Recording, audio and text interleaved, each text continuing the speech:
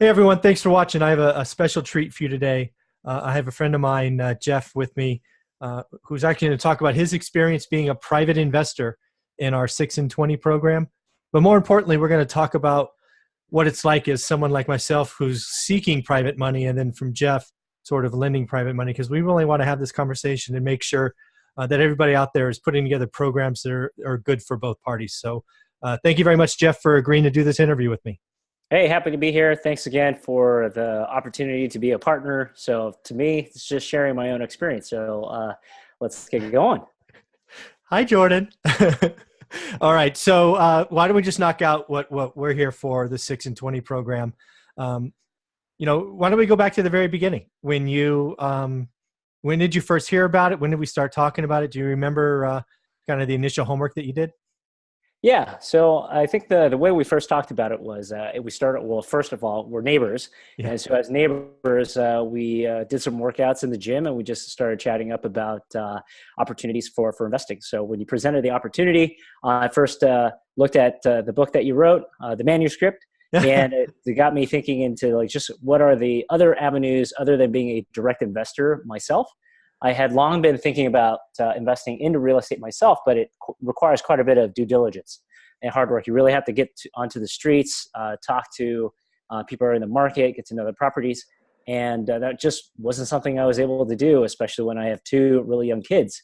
So becoming a private investor, looking for opportunities to finance investment properties as a project was not an avenue that I had considered before, but for me, when I looked at these types of investments, I look at, well, I'm not all in on real estate. I have a mixed portfolio. I want to keep it diversified. I have riskier bets like stocks. And then this one was just a category that I didn't really have any exposure to. So this was something that I felt like, okay, might want to have something that was counter-cyclical to the overall stock market.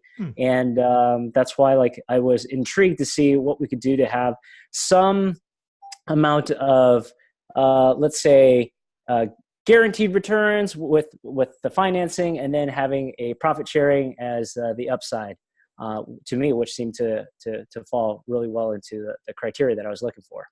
Very good. And again, right, starting early, he is a neighbor, we're friends, and it is that kind of friends and family, right? Raising private money, when done correctly, is supposed to be done via meaningful relationships, right? It is supposed to be with friends and family, and as Jeff's highlighting, that's where it all started. And it's interesting when you do what real estate investing as someone who seeks it or does projects, your number one job is just to talk to people, right? We were just working out, hey, what are you doing? All of those things. And you just never know where one conversation can lead to another. So if you're in the business or you're looking for private money, just talk, right? Tell them what you're doing, and you just never know where that conversation might go. And I would say that it was perhaps like serendipitous, but for me, like private lending for this sort of project, to me and my wife, it was a completely new thing.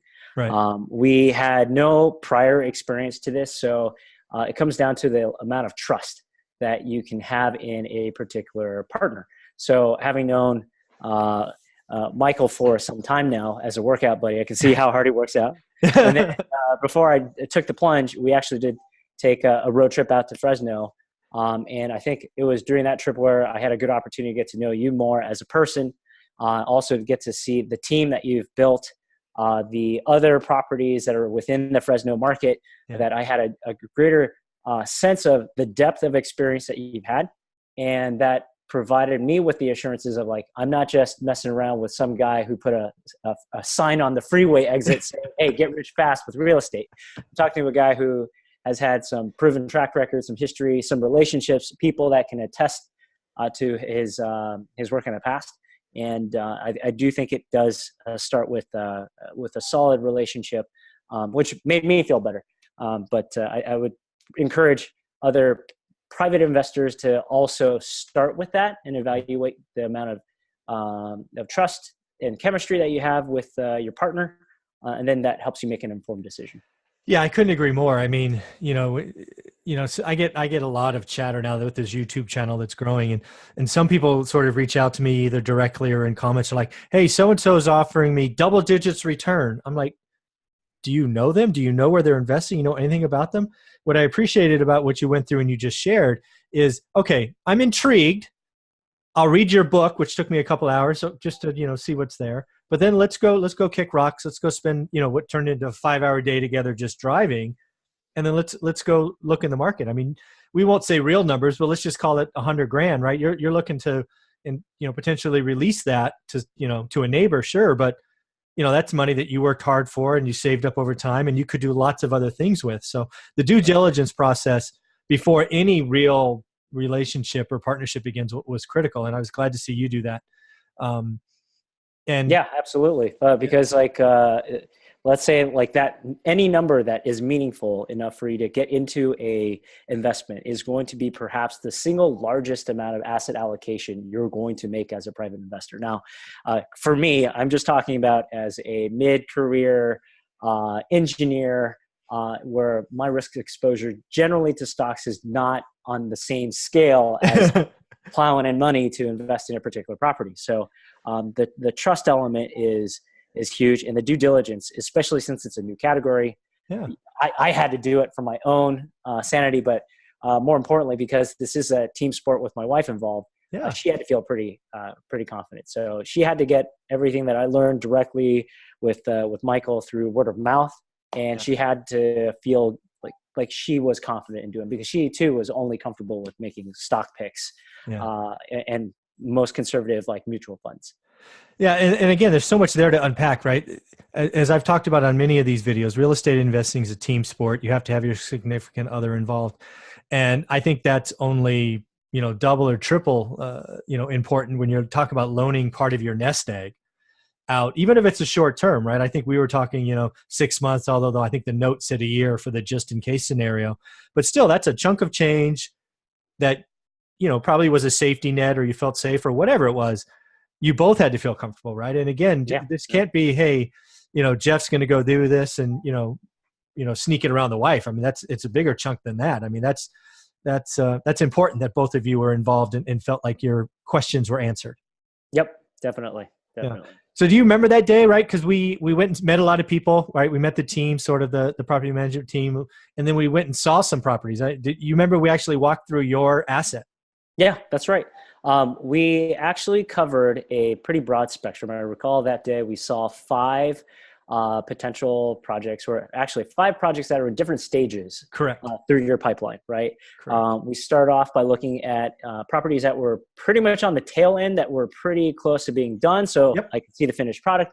And then as we went through the day, we saw properties that were earlier and earlier in the process, of which you can see how some of these properties needed a lot of tender love and care to get them up to a state where you could actually either resell them or to rent them out. And so knowing that I could see the finished product first, that was like, okay, all right. Yeah. I know what comes out of this sausage factory, and it looks pretty decent. Yeah. And then looking at the other properties, I could see the full spectrum of the types of properties that you would look into. Yep. And then we wrapped up the day by looking at the specific property that we ended up going into the deal for.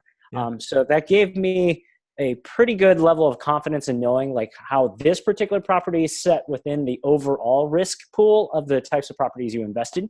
Right. So it helped me feel like, okay, I could see where the potential gotchas might be, but at least overall, it's just a familiarity of looking at the portfolios, looking at and hearing about the comments, discussing the thought that and plans that you had put into each individual ones of what you would do for this particular property.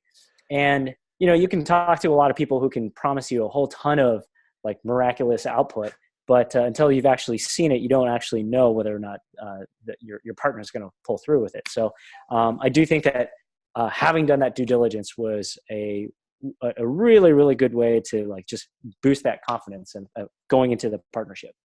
Yeah. And that's something I recommend, other folks seeking funds is to just share openly, right? We went through 5 different projects. Now I do recommend starting with the finished product. That was on purpose, because it's often hard for someone that's new to the market to start with the ugliest property first, right? They come into that, and then that's sort of what they're thinking about all day, right? As we go up in scale, because that's kind of the 2 ways you could do it. you have to start with the nice, you have to start with the end product. This is what your asset or your investment partnership is going to look like. Because we do the same colors, we do the same floors, the kitchen layout's slightly different, but it's the same stuff. And when a new investor who's thinking about, giving you a piece of capital, they need to know what it's going to look like.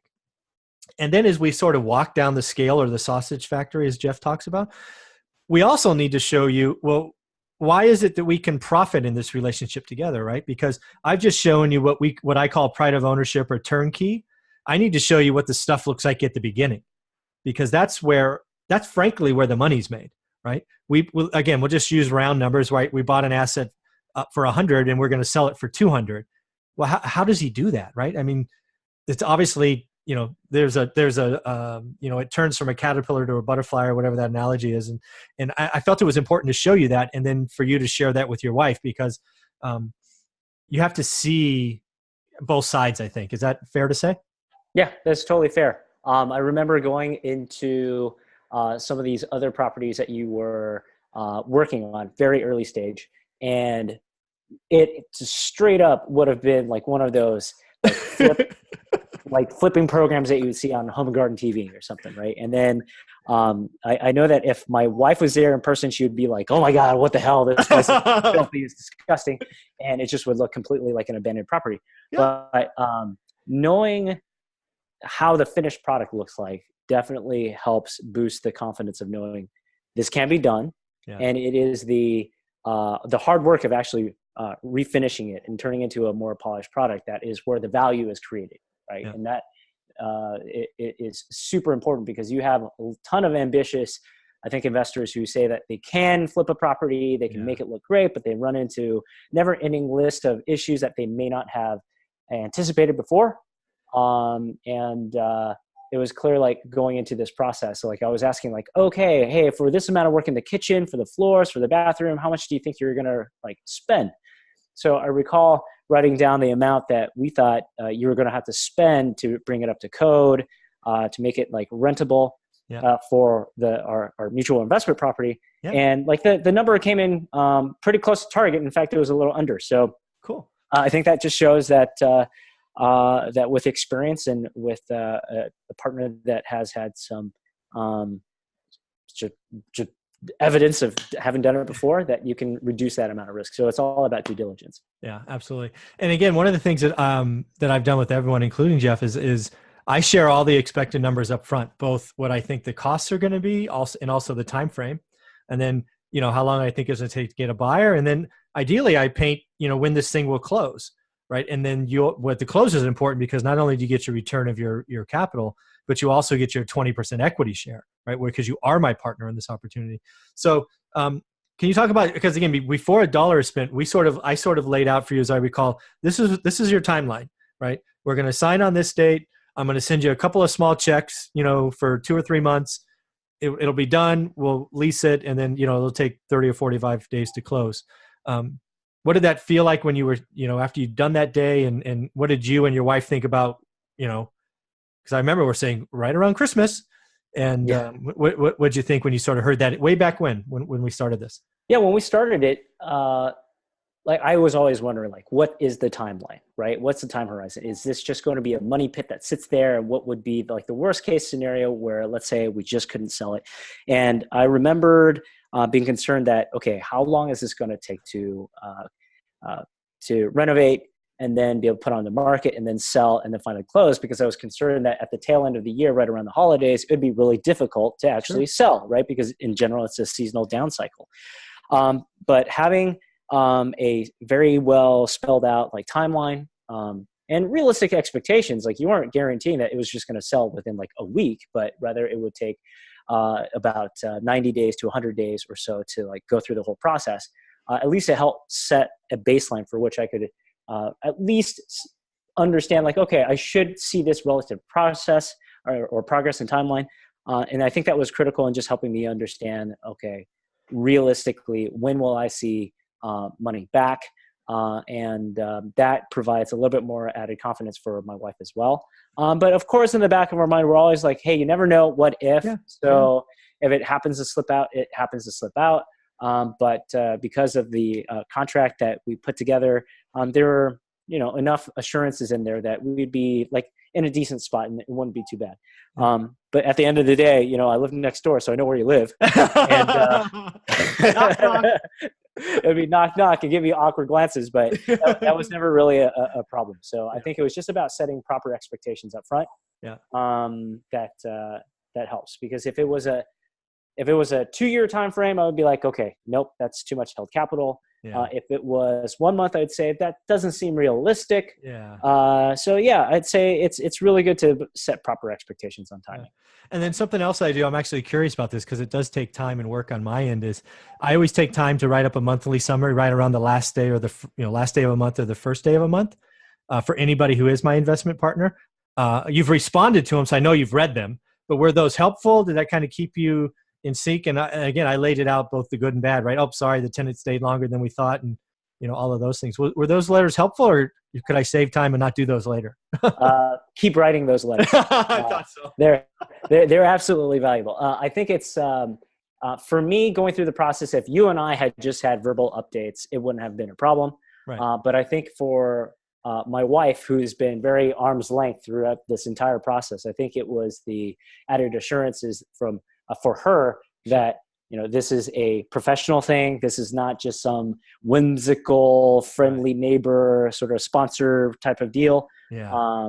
So I do think that having, if you're going to treat this as a partnership, as a business relationship, that's what you would expect. If you were to lend money to a bank or to buy a municipal bond, you expect to get a statement, right?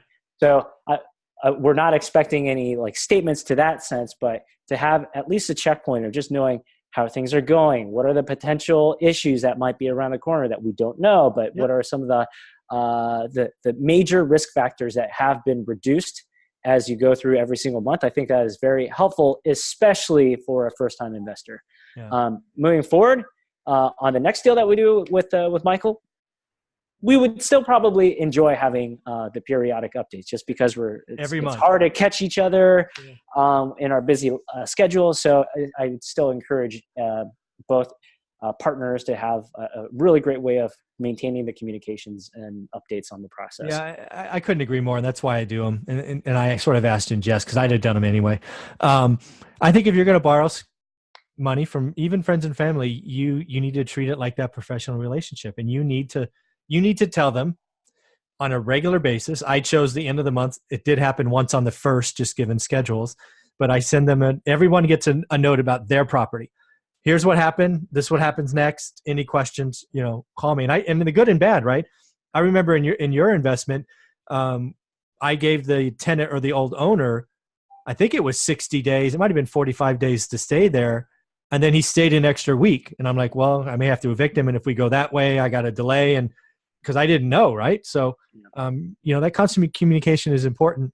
And you owe someone that if they're going to give you money. So if you're seeking money, realize that signing the loan docs and getting the deed recorded, that's just the beginning of the relationship. You need constant communication because again, they have every right to be nervous and think about worst case scenarios. So if you just open the lines of communication, the stress level goes down, the understanding goes up, and I strongly recommend that. So, yeah. All right. So we get in the process. You've had a couple of notes of communication. You've gotten the 6%, right? Which again, if we do just 120 grand, it's easier math, right? 120 times 6 is 500 a month. You get those. I guess those are like interest payments, and then we close. And then, I guess the whole time we're working with escrow, right? And title, you both in the beginning, at the end, right? It's a whole legit process, right? Mm-hmm. Yeah, that's right. And by going through a legitimate process with title included, that adds confidence to the program, right? Otherwise, it just starts smelling of suspicion way too soon. So this helps reduce the risk factor. And I would say that if you're trying to attract first-time investors, consider it as a mandatory thing. Absolutely. That you do. I couldn't agree more. Because you're trying to reduce the amount of friction that your investor partner has to overcome to trust you. I felt like by going through the formalized process, it helps reduce a lot of that risk. Yeah, I couldn't agree more. So again, let's celebrate now. So we sell it. Your little interest payments come in. Now it closes, and you get your 20%. Was it what you expected? Did you and your wife talk about it at all? And like, wow, that worked out better than expected. Or I'm curious, since she was arm length, I'm curious what she had to say once she got the check. well, well, I would say we're definitely happy that it came in, right? That everything closed despite a couple of last unpredictable, unforeseen hiccups that most deals don't ever see. But yeah, of course, we're happy to see it close. The timing was pretty much right on target, and having the profit share was just like, hey, it was all the expectations that had been set out in the front have been fulfilled. So for me and my wife, we both were like, okay, fantastic. I think this is a really great example of a good deal of a mutually well-defined set of expectations and living up to them. And we're looking at continuing on these types of partnerships moving forward. So it's all in all positive. So we're very happy with the way that it turned out. Anything, this is, I didn't even prep you with this question. So if you can't answer it, it's fine. But I'm curious, is there anything I could have done up front to maybe make her more comfortable? Because I know most of my communications with you, we did the 5-hour drive. Obviously she's very busy, two very young children, schedules don't line up. But is there something I could have done, or was it okay relying on you to be the go-between? I'm just curious. Yeah, that's a good question. I feel like in the end that one way that could be possible for my wife, and my wife is more of a quantitative type of person who likes to look at a lot of data, but at the same time, she is also a very like a human person who values social relationships and trust. And she has, I would say, far deeper like EQ than I do. So I think one of the things that may be helpful, given that she can't have a direct conversation with you and working out and going on the trip, it may have been like examples of like documented examples of like properties that you've invested in the past of like stories of here are examples of properties I've done before, how long they took to close, selling price versus the expected, just to give a sense of how your individual performance as an investor would look like, right? That's a great, yes, I need to do that. Thank you. So it's just like, for example, when you look at mutual funds funds have a manager, and they will usually go at length of describing how this individual mutual fund manager has performed relative to their peers to show their historical track record. So that is one way of providing a little bit of data to help close any gaps of communication that you just can't get because you don't have face-to-face conversation. I think that's wonderful, and I need to do that. Thank you very much. All right, so let's wrap this up, and let's talk generically now. I'm the generically speaking, what's important. What do I think is important as an investor looking for money, and then you can sort of talk about being potentially what's important to the investor loaning money. Not our program, not our relationship, just in general, because we're trying to help the audience here. So from my perspective, if you're the investor seeking money, you need to put together a program that takes care of the investee. I guess that's how it's investor, investee, whatever, investee, both monthly, because most people are used to getting proceeds monthly, right? There needs to be some kind of small stipend or something. And then I really believe in making them your investment partner. The other thing that I think is critical, and we didn't really talk about it here, but I think it's critical to do, and if you don't, it's criminal, is the following. I believe you have to, as the person that's seeking funds, I believe you need to put your money at risk first. So how did that work in this example? Jeff and his wife came in for the purchase price of this slumlord property, which again, we'll just say was $100,000. I then put in rough and tough $40,000 into the property. If we couldn't sell this thing, right, for what we had expected, my $40,000 would have been at risk first. I think that's vital. I don't like when I see investment programs that go, hey, Jeff, give me the 100. And oh, by the way, give me the 40, right? Because then I have zero skin in the game. I think that's criminal to do that. I know people do it, and I know it's out there. I just think it's wrong. And I'm recording a video saying it's wrong. And then the other thing is constant communication. both in whether it's monthly write-ups like I do, or as Jeff correctly highlighted, I should have done a brag deck or kind of an example. So I think there's lots of things you could do when you're seeking capital to make it a human relationship, to protect them first before yourself. So that's kind of my recommendations. Jeff, have you thought about kind of the key things, at least from your perspective? Yeah. In fact, the first thing that I will say is just to echo your second point that you just covered. As a person who is looking to lend capital, you're trying to find someone who is going to be responsible and who embraces similar values to what you do, right? And there's no other better indicator of sharing risk than having your partner's money in the game. So that was one of those reassuring points for us as an investor, is to know like, hey, this is not something that Michael could just wipe his hands clean and walk away from, right? He's going to hurt if he doesn't work hard to actually sell this property, in which case I feel assured and confident that he has my interest, like fiduciary interest at play. So that's the first point.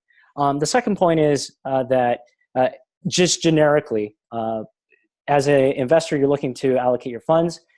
I personally value a diversified portfolio, of which I'll be the first one to admit that my risk profile was all the way in on stocks. And if you're watching this video in December of 2018, you have already seen that we're in correction territory. So you do want to be smart about how much you want to allocate. Now, at the same time, I think that this particular working model with Michael has been great, but would I completely liquidate all my stocks to go in? Not quite there yet. I'm not quite bold and brave enough to go do that. So it's about finding the right amount of risk that you're willing to take in your overall portfolio. And then I think the third one is just about continued dialogue and communication. I think Michael has said this many times before about like in investing in these types of situations, it's all about that human relationship and trust. So it's about really to get to know your partner and ensuring that interests are aligned. And then that way you feel like you have proper expectations moving forward, and those expectations are well established in some form of evidence. And this goes back into the due diligence. It's either looking at some portfolio summaries, or it's taking a road trip out, going to see properties, going to talk to their business partners to see who is part of that team who is supporting your partner. Because as great as any one person is, they cannot do everything by themselves. So those three things I think are pretty important for someone who's thinking about lending their own money out to go fund a project. Very cool, Jeff. I really appreciate you again doing this. I know it's hard to squeeze in time, so I really do appreciate that. I think this has been a great show. I think we've helped people. I think we've hopefully helped create better programs for people seeking money, and hopefully we've given people that are potentially thinking about lending money some hints to look for, and then hopefully some things to go, wow, that's going to hurt. His interests aren't aligned with mine. He's kind of fly by night or whatever. I mean, I actually think with this real estate market rolling over, I think if you're playing above the median, if your flippers are out there doing, $1 million houses in a 500K market, some of you are going to get hurt. And if you don't have the kind of right programs in place, there's going to be some private money that gets hurt. So I wanted to make sure we create this video just so I feel better and we can try to help some folks. So I appreciate it, Jeff. Thank you very much. Happy to be here, and you're welcome. And we're looking for great work to come in the future. You got it. Take care.